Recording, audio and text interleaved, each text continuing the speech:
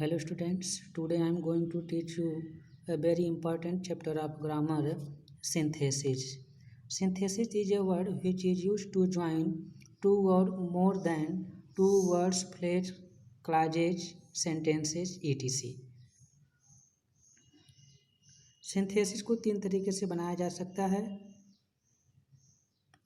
दो या दो से अधिक सेंटेंस को मिलाकर एक सिंपल सेंटेंस बनाना, दो या दो से अधिक सिंपल सेंटेंस को मिलाकर के एक कम्प्लेक्स सेंटेंस बनाना, दो या दो से अधिक सिंपल सेंटेंस को मिलाकर के एक कंपाउंड सेंटेंस बनाना। तो आज हम पढ़ेंगे सिंपल सेंटेंस को किस तरीके से सिंथेसिस में बदलते हैं। पहला है इन्फिनेटिव टू का प्रयोग करके, जेरेंड और प्रीपोजिशन का प्रयोग करके, use of participle, use of nominative absolute, phrase in apposition, adjective, adverb और एडवर्बल क्लॉज, कंजक्शन, एंड का प्रयोग करके। First of all we shall study use of infinitive to. तो इसको हम जानेंगे कि इन्फिनेटिव टू का प्रयोग करके कैसे हम सिंपल सेंटेंस बनाते हैं। तो इसका प्रयोग देखेंगे, ऐसा सेंटेंस जिससे प्रपोज या रिजल्ट प्रकट होता हो तथा प्रत्येक सेंटेंस का सब्जेक्ट सेम पर्सन, नंबर और जेंडर में हो, तो उस सेंटेंस को, जो सेंटेंस पर्पज या रिजल्ट बदलता है, उसे हम इन्फिनेटिव टू में बदल करके सिंपल सेंटेंस बनाते हैं। For example, I bought a book full stop I wanted to read. इसको हम सिंथेसिस में बदलेंगे, कंबाइन करेंगे, तो I bought a book to read. यहाँ पर टू रीड क्या दिखा रहा है? उद्देश्य दिखा रहा है। नेक्स्ट देखेंगे use of gerund and preposition. Gerund क्या होता है? वर्ब में आईएनजी क्रिया जोड़ने से बनती है। इसका प्रयोग हम कहाँ करते हैं कि ऐसा सेंटेंस जो रिजल्ट और रीजन दिखाता है, टू शो रिजल्ट और रीजन। दूसरा, जो सब्जेक्ट होना चाहिए वो भी सेम पर्सन, नंबर और जेंडर का होना चाहिए। जो या फिर वह सेंटेंस जो रिजल्ट या रीजन दिखाता हो, उसके पहले प्रीपोजिशन लगा करके ही हम सिंपल सेंटेंस बनाते हैं। जैसे he had failed full stop, he heard the news full stop, he fainted. यहाँ देखते हैं सिंपल सेंटेंस बनाएंगे तो on hearing the news of his failure. Hearing ये हो गया जेरेंड, इसके पहले प्रीपोजिशन ऑन लग गया। The news of his failure comma he fainted. Next देखेंगे कि पार्टिसिपल का यूज करके कैसे हम सिंथेसिस बनाते हैं। तो पार्टिसिपल का प्रयोग, पार्टिसिपल आप जानते ही हैं तीन प्रकार के होते हैं, प्रेजेंट पार्टिसिपल, पास्ट पार्टिसिपल और perfect participle. What is a present participle? Present participle verb plus ING होती है। इसका प्रयोग कैसे करते हैं कि टू शो को रिलेशन बिटवीन वर्ड्स। देखेंगे कि जब शब्दों और वाक्यों, दो या दो से जो वाक्य हैं उनके बीच में को रिलेशन हो, अर्थात उनके कार्य के बीच में गैप न हो, तो वहाँ पर हम प्रेजेंट पार्टिसिपल का प्रयोग करते हैं। इसमें भी सेम सब्जेक्ट होना चाहिए, अर्थात प्रत्येक सेंटेंस का जो सब्जेक्ट हो वो सेम पर्सन, नंबर और जेंडर का होना चाहिए। For example, I saw a snake I ran away from there. यहाँ पर आई सब्जेक्ट है, सेम में ही है। यहाँ देखेंगे कि जैसे ही वह एक सांप को देखा वो वहाँ से भाग गया, तो इसको हम बदल देंगे, seeing a snake comma I ran away from there. इस तरीके से हम इसको देखें। नेक्स्ट ये देखेंगे कि पास्ट पार्टिसिपल का प्रयोग करके हम कैसे सिंथेसिस या सिंपल सेंटेंस बनाते हैं। तो इसका प्रयोग देखते हैं कि वह शब्द जो एडजेक्टिव का कार्य करता हो उसको हम पास्ट पार्टिसिपल में बदल देते हैं।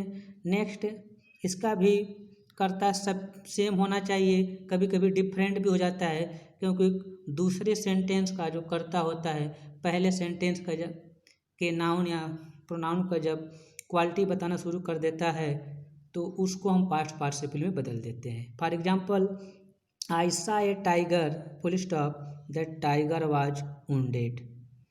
तो यहाँ पर देखेंगे ये जो टाइगर है ये वुंडेड इसकी विशेषता बता रहा है। पास्ट पार्टिसिपल जानते हैं कौन सा होता है, क्रिया की थर्ड फॉर्म होती है। तो यहाँ देखेंगे आई सा अ वुंडेड टाइगर, अर्थात इसको हम पास्ट पार्टिसिपल बना लिए जिसकी विशेषता बता उसके ऊपर रख भी दिए। तो आई सा अ वुंडेड टाइगर, तो वुंडेड क्या हो गया, पास्ट पार्टिसिपल।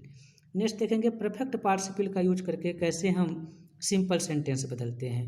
तो परफेक्ट पार्टिसिपल किसे कहते हैं ये भी जान लीजिए। हैविंग प्लस वर्ब की थर्ड फॉर्म को हम परफेक्ट पार्टिसिपल कहते हैं।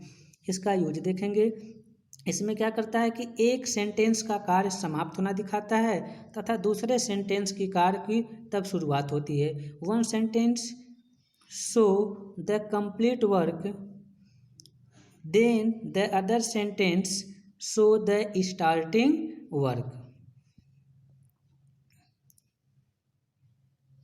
दूसरा सेम सब्जेक्ट भी होना चाहिए।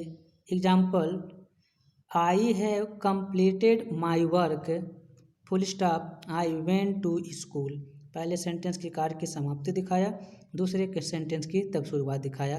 तो इसको बदल लेंगे परफेक्ट टेंस में, परफेक्ट पार्टिसिपल में। Having completed my work comma I went to school, इस तरीके से सिंपल सेंटेंस बन गया।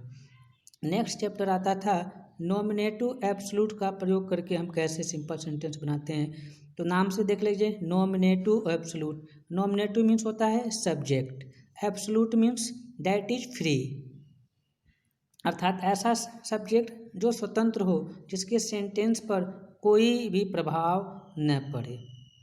इसका प्रयोग क्या होता है, देयर आर मेनी सब्जेक्ट्स, बहुत से कर्ता इसमें हो सकते हैं। द सब्जेक्ट्स इज फ्री और there is no impact of subject on the sentence, कर्ता स्वतंत्र होता है और सेंटेंस पर उसका कोई प्रभाव नहीं पड़ता है। तीसरा देखेंगे कि इसमें देखते हैं अगर पास्ट इंडेफिनिट दिया है सिंपल सेंटेंस में, तो उसको जब हम सिंपल सेंटेंस में कन्वर्ट करेंगे, कंबाइन करेंगे, तो हैविंग प्लस वर्ब के थर्ड फॉर्म में बदल देंगे।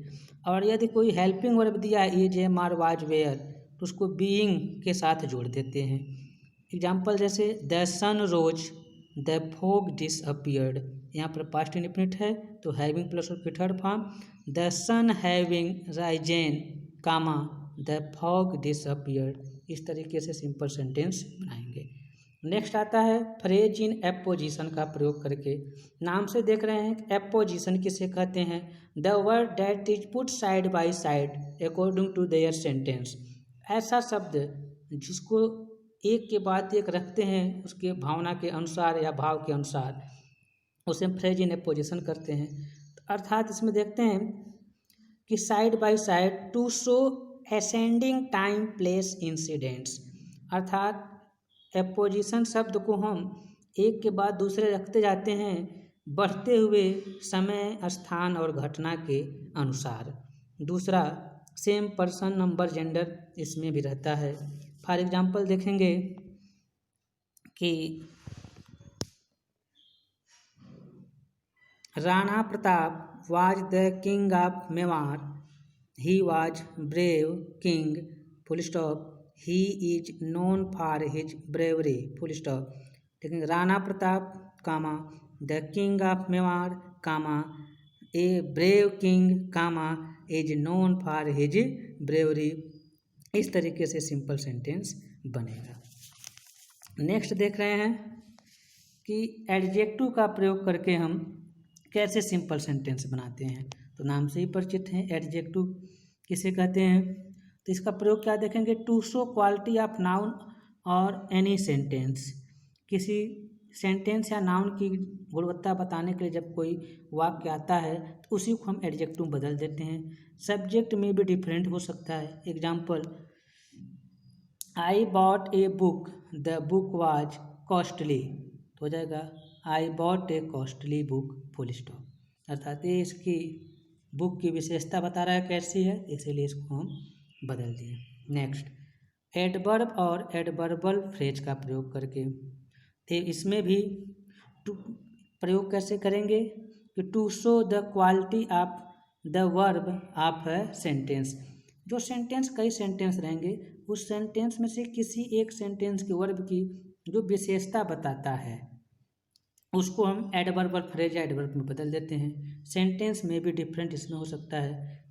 For example, he is a good boy, full stop, there is no doubt about it. ये जो नो डाउट अबाउट इट किसके बारे में बता रहा है? इसके गुडनेस के बारे में।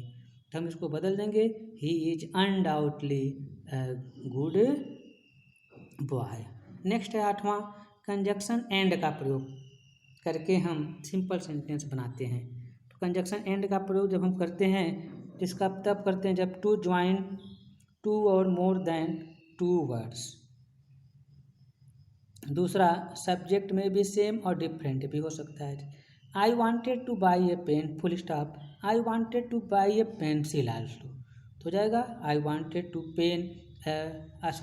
आई wanted to buy a pen and a pencil. तो इसमें पेन और पेंसिल को एंड से जोड़ दिया गया है। That's all.